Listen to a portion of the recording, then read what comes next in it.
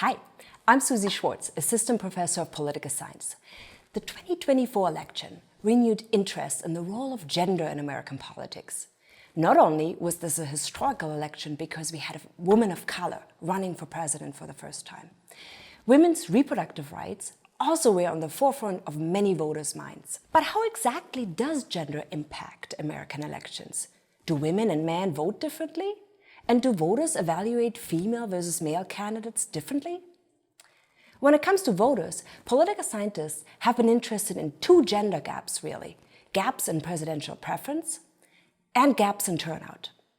With respect to presidential preference, women traditionally tend to support the Democratic ticket, and men are more likely to support the Republican ticket.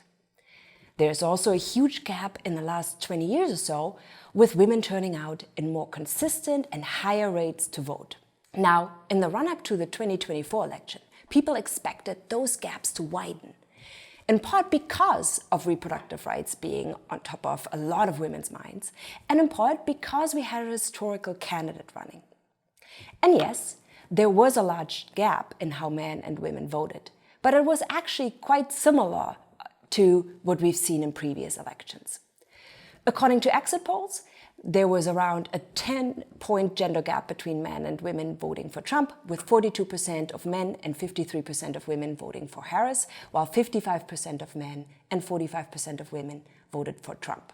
The other question people have been asking is whether or not voters are willing to support female candidates, especially in high-profile political offices like the presidency. In other words, do voters discriminate against female political candidates? My own research suggests that gender bias in vote decisions is maybe less of an issue than we think. In 2022, my co-author and I published a meta-analysis of 2 decades worth of survey research looking into this very question. And it turns out voters, on average, do not show a strong dislike for female candidates. Indeed, some voters, particularly if they are Democrats or women, are slightly more supportive of hypothetical female candidates. Now, does that mean gender devaluations of the candidates in the 2024 election did not play a role? Of course not.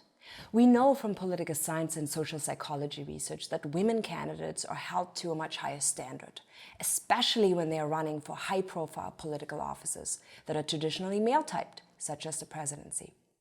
And as we just saw in the run-up to the 2024 election, there was certainly a lot of this type of double standard, both among the media and in broader political discussions.